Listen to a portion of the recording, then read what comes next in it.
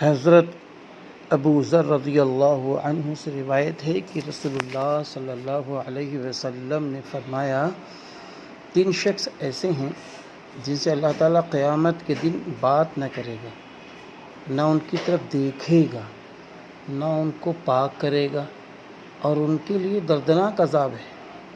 اور پھر آپ نے یہ آیت 3 بار تکرار سے پڑھی، لا يكلمهم الله يوم القيامة ولا ينظر إليهم ولا يزكيهم ولهم عذاب أليم۔ اللہ تعالیٰ قیامت کے دن ان سے بات نہ کرے گا، نہ ان کی طرف دیکھے گا، اور نہ ان کو پاک کرے گا، اور ان کے لیے دردناک عذاب ہے۔ میں نے عرض کیا، یا رسول اللہ صلی اللہ علیہ وسلم، کون لوگ ہیں؟